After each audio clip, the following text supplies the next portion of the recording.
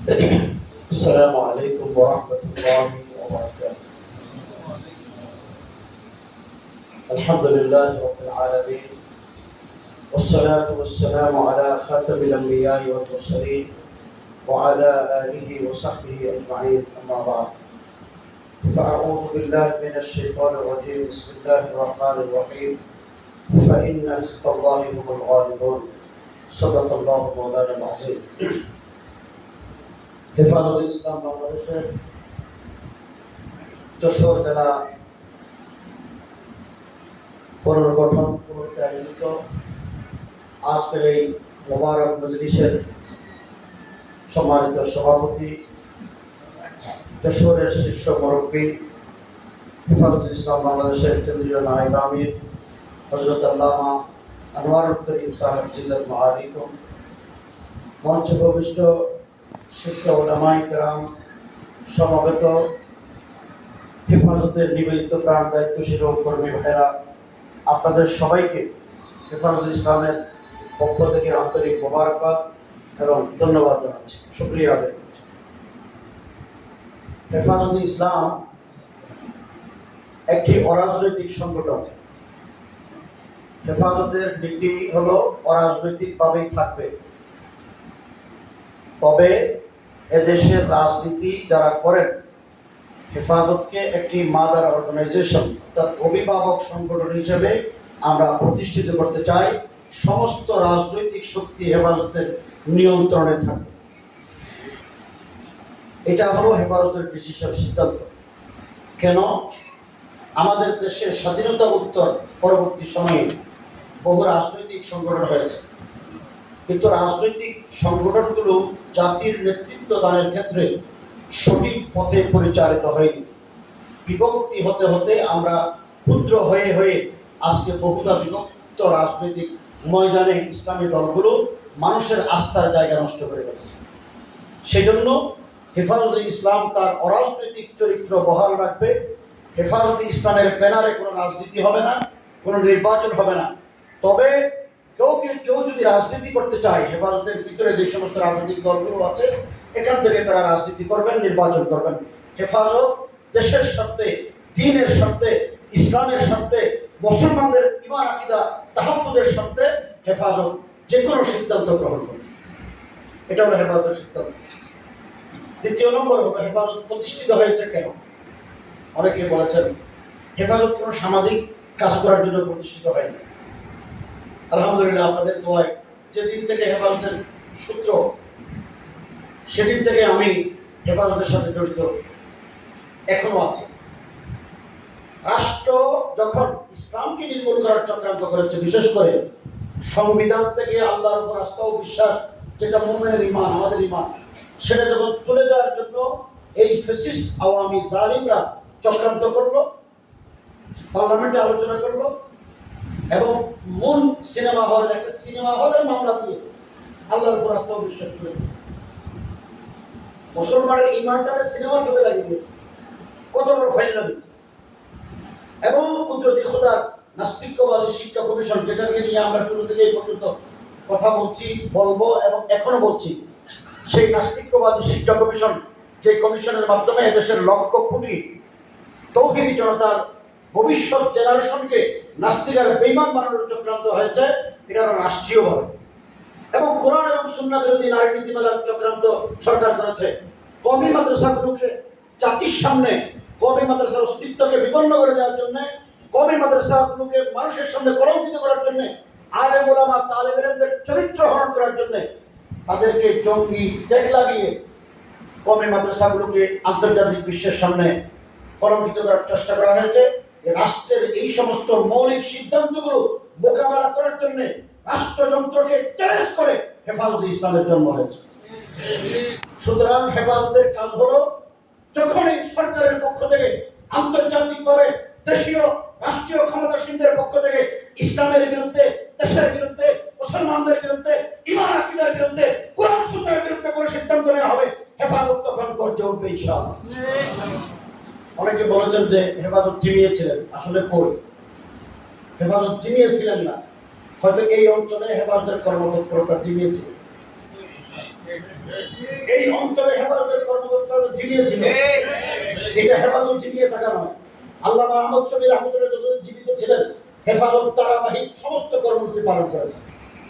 আল্লামা জুনায়েদ বাবনগরী রহমতুল্লাহ আলাইহির নেতৃত্বে 2020 সালে 15 নভেম্বর আমরা যখন কাউন্সিল অধিবেশন করলাম, সম্মেলন করলাম, পঙ্গপালের মতো বাংলাদেশের সমস্ত ওলামায়ে কেরাম হাড়াদারি মুখে হয়েছে। আমরা আহ্বান করেছি 6 থেকে 700 ওলামায়ে কেরাম, কিন্তু উপস্থিত হয়েছে 8,500 ওলামায়ে কেরাম। ওলামায়ে কেরামের ভিতরে সেই চেতনা আছে, স্পিরিট আছে, আমরা কিন্তু সেই চেতনাকে জাগ্রত করতে পারি নাই। এটা আমাদের ব্যর্থতা। যেখানে জাগ্রত হয় নাই মনে রাখতে হবে এখানকার ওলামায়ে কেরামের ব্যর্থতা, হেফাজতের নয়। আমি বলবো যা হবার হয়ে গেছে, পিছনের দিকে না তাকিয়ে আমরা সামনে চলবো তো ইনশাআল্লাহ। তবে হেফাজতের ভিতরে বিগত আওয়ামী আমাদের নীতিগত সিদ্ধান্ত, বিগত আওয়ামী জালেম স্বৈরাচারী এই ফ্যাসিস্ট সরকারের আমলে যারা আওয়ামী লীগের হয়ে কাজ করে মানুষের ক্ষতি করেছে, ওলামায়ে কেরামের ক্ষতি করেছে, ইসলামের ক্ষতি করেছে, নিজের স্বার্থ সিদ্ধির জন্য, নিজেকে লীগের লাভের জন্য, এই সমস্ত ওলামায়ে কেরাম যারা বিতর্কিত তারা যেন হেফাজতের কমিটিতে না থাকে। দ্বিতীয় নম্বর, যে আওয়ামী ফ্যাসিস্ট জালেম এই দেশের সূর্য সন্তান ওলামায়ে কেরামদেরকে নির্যাতন নিপীড়ন করেছে, হত্যা করেছে, 2021 সালে মোদির আগমনকে কেন্দ্র করে আমাদের 22 জন ভাইকে শহীদ করেছে, হাজার হাজার মামলা দিয়ে প্রায় 7-8টা মানুষকে আসামি করে ঘরে রাখতে দেয় নাই, ঘুমাতে দেয় নাই, মাদ্রাসায় থাকতে দেয় নাই, ইমামদেরকে নির্যাতন করেছে, মিম্বার থেকে বের করে দিয়েছে, তারা নিয়ন্ত্রণ করার চেষ্টা করেছে, আর বন্ধ করার চক্রান্ত করেছে। এদের সহযোগী হিসেবে যারা এদের অবৈধ নির্বাচনকে বৈধতা দেওয়ার জন্য বিগত নির্বাচন অংশগ্রহণ করেছে, সে যে আলেম হোক তাকেও হেফাজতে রাখা যাবে। এই সিদ্ধান্ত আমাদের নীতিগত, এবং এই সিদ্ধান্তের কারণে হেফাজতের গুরুত্বপূর্ণ দায়িত্বশীলরা যারা কেন্দ্রীয় কমিটিতে আছেন অনেকেই এখান থেকে বাদ পড়ে গেছেন। সুতরাং যাদের কারণে হেফাজত কলঙ্কিত হবে তারা হেফাজতের কমিটিতে থাকতে পারবে না, হেফাজতের কর্মী হিসেবে থাকবে, কিন্তু কমিটি তাদের কাছ থেকে মুক্ত রাখতে হবে, কমিটিকে বিতর্কের মুক্ত রাখতে হবে। বর্তমান সময়ে হেফাজত ইসলাম একটা ঐক্যবদ্ধ সংগঠন। আমাদের দেওবন্দি করার অনেক রাজনৈতিক দল আছে, ক্ষুদ্র ক্ষুদ্র, সব মিলে কয় হাজার। সবাই মিলে আমরা কয়জন? আমি একটু বুঝার জন্য বলি, পার্লামেন্টে শিক্ষামন্ত্রী একটা জরিপ দিয়েছেন, বাংলাদেশে আলিয়া কমিয়া এই 2 মাদ্রাসার ছাত্র শিক্ষক মিলে জরিপ করে একেবারে মক্তব থেকে শুরু করে আল হাদিসের মাদ্রাসা, ইব্রাহিম মাদ্রাসা, ফুরকানিয়া মাদ্রাসা, হেফজুল কোরআন মাদ্রাসা, সব মিলে মাদ্রাসার সংখ্যা হলো প্রায় 28 থেকে 28,500, কিন্তু ছাত্র শিক্ষকের সংখ্যা হলো 35 লাখ। আলিয়া মাদ্রাসা সহ আমরা বাড়াই বললাম 50 লাখ। বাংলাদেশের জনসংখ্যা হলো প্রায় 20 কোটির কাছাকাছি। 20 কোটি জনসংখ্যার ভিতরে 50 লাখ যদি আলেম হয় তাহলে আমরা কত বড়? আমরা নিজেকে বড় মনে করলে হবে না। শুধু এসএসসি পরীক্ষা দেয় 38 লাখ 81 লাখ এসএসসি পরীক্ষার্থী বাংলাদেশের ছেলে মেয়ে কত লাখ? আর দাওরায়ে হাদিসের সাহিত্যের পরীক্ষা দেয় মাত্র 22,000। আমরা তো পার্সেন্টেজে কোথাও নাই, কিন্তু আমাদেরকে বর্তমান যারা ক্ষমতায় আছেন হেফাজতের রক্তের কারণে, শাপলা চত্বরের রক্তের কারণে, ত্যাগের কারণে, কোরবানির কারণে, আমাদের ছাত্র, আমাদের ওলামায়ে কেরামের কোরবানির কারণে আজকে বাংলাদেশের এই পট পরিবর্তনের পর, নতুন বিপ্লবে এই দেশ স্বাধীন হওয়ার পর এই দেশে ক্ষমতার অংশীদার হিসেবে যারা আছেন তারাও আমাদেরকে স্বীকার করেন, এদেশের জনগণ স্বীকার করেন। এখন এটা আমাদেরকে ধরে রাখতে হবে, ধরে রাখতে হবে। এই সুযোগ পাবেন, একজন বলেছেন এই সুযোগ আমরা সামনে নাও পেতে পারি। যারা ক্ষমতায় আছেন তারা কিছুদিনের জন্য তারা আমাদেরকে সমীহ করছেন, এদের মাধ্যমে যদি কেউ ক্ষমতায় আসে, এরা যদি অতীতের স্বৈরাচারী থেকে আরো বেশি স্বৈরাচারী হয়, ইসলাম বিরোধী হয়, তখন কিন্তু আমাদেরকে মাঠে থাকতে হবে, আমাদেরকে মাঠে থাকতে হবে, আমাদেরকে শক্তি সঞ্চয় করতে হবে। শক্তি সঞ্চয় করার একমাত্র প্ল্যাটফর্ম হলো হেফাজত। এই হেফাজত যদি শক্তিশালী হয়, বাংলাদেশের সেকুলার পন্থীরা, ডেমোক্রেটিক পন্থীরা, সোশ্যালিস্ট পন্থীরা এবং ইসলাম বিরোধী শক্তি কথা বলতে হিসাব করে বলবে। আমরা যদি শক্তিতে দুর্বল হয়ে যাই তাহলে সেটা হবে না। আমরা দুর্বল হলাম কেন? হেফাজতে ইসলামের নেতা কর্মীরা জেলে গেছেন, অনেক ওলামা ইকরাম প্রশাসনের সাথে লিয়াজ করে চলেছে। তাহলে আমাদের শক্তি জেলে গিয়ে এক শক্তি দুর্বল হলো, আরেক শক্তি লিয়াজ করে নীরব হয়ে গেল। তো যারা মাঝখানে আছেন এরা তো এমনি দুর্বল। এবং করলেনটা কি? সবসময় খেয়াল রাখবেন, গোয়েন্দা সংস্থা কোনোদিন আমাদের বন্ধু হয় না, প্রশাসন কোনোদিন আমাদের বন্ধু হবে না। প্রশাসনিক কর্মকর্তাদেরকে দাওয়াতের মাধ্যমে তাদেরকে যদি আমরা দ্বীনি মেজাজ তৈরি করতে পারি, তাহলে হয়তো আমাদের সহযোগী হতে পারে। এরা তো সরকারের এজেন্ডা বাস্তবায়ন করবে।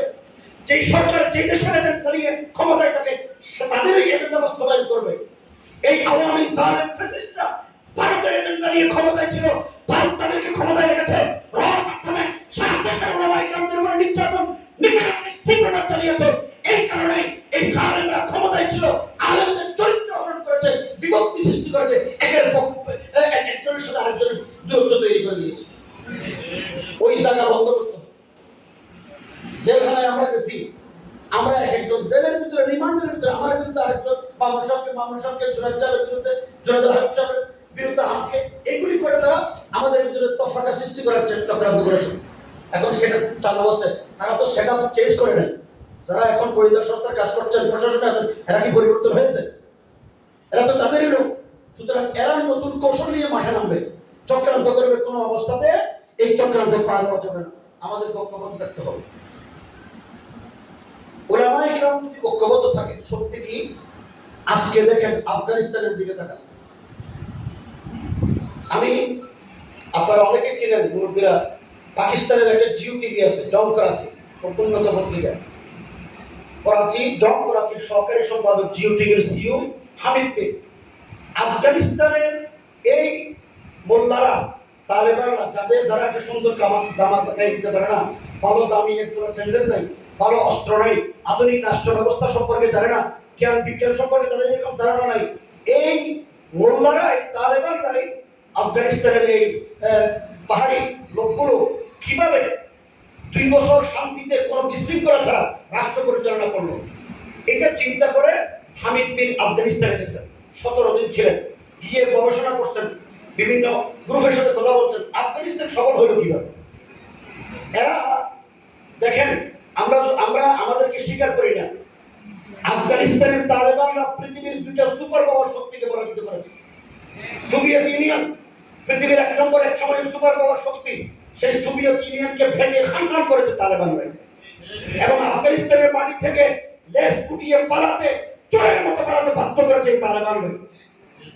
সর্বশেষ এই পৃথিবীর সুপার পাওয়ার শক্তি আমেরিকা লেজ গুটিয়ে চোরের মতো পালিয়ে গেছে আফগানিস্তান থেকে। কাদের কারণে? তালেবানদের কারণে। সেই তালেবানরা তাদের ভাষায় আধুনিক জ্ঞান বিজ্ঞান জানে না, আধুনিক সমরাস্ত্র তাদের কাছে নাই। তারা কিভাবে তাদেরকে পরাজিত করলো? বুঝতে হবে, যারা তাদেরকে পরাজিত করতে পারে তারাই তো সুপার পাওয়ার। হামিদ বললেন তারা কিভাবে এই সুপার পাওয়ার শক্তি অর্জন করলেন। 2টা কারণ তিনি গবেষণা করে 2টা দিক তিনি উল্লেখ করেছেন। এই 2টা দিকই হলো ইত্তেহাদ।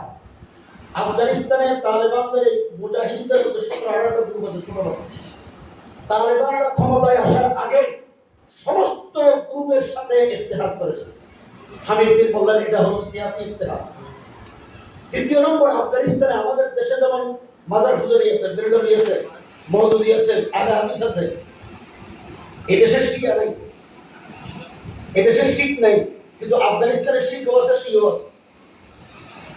আফগানিস্তানে বাংলাদেশের চাইতে মাজার পূজা বেশি, মাজার বেশি।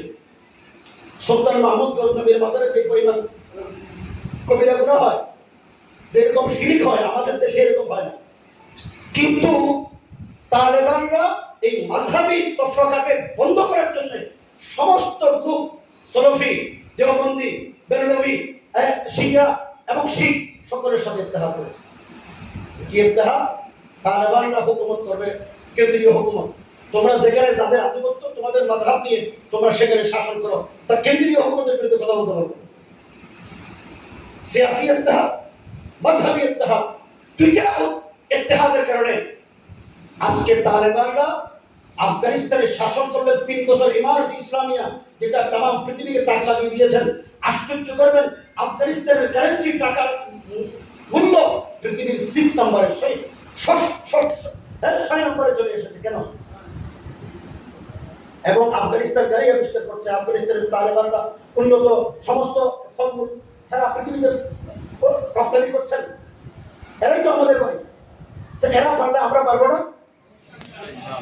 আমরা যদি পারবো, এই বিশ্বাস থাকে, যারা পার্লামেন্টের মেম্বার হবেন, যারা ইউনিয়ন পরিষদের চেয়ারম্যান হবেন, টিসিএসপি হবেন, তারা শুধু এই ফাঁসের চিন্তারা হবেন, বেনামাজিরা হবেন, হারামখোররা হবেন, সুদখোররা হবেন, দুর্নীতিবাজরা হবেন, দিনদার মুত্তাকি আল্লাহওয়ালারা হতে পারে না? যদি হতে পারে, আমাদেরকে নতুনভাবে ভাবনা চিন্তা করতে হবে। নতুন উদ্যমে হেফাজতকে গ্রামে গঞ্জে শক্তিশালী করে, কমিটি করে, সমাজের যারা নেতৃত্ব দেয় তাদের নেতৃত্ব আলেমদের হাতে দিতে হবে। হেফাজতে এই অভিভাবকের ভূমিকা পালন করতে চায়। আমরা মুখে বললে হবে, কাজে বাস্তবায়ন করতে হবে। এবং সংগঠন কেন করবো আমরা? আল্লাহ রাসূল সাল্লাল্লাহু আলাইহি ওয়াসাল্লাম বলেন, ইয়াদুল্লাহি আলাল জামাআহ,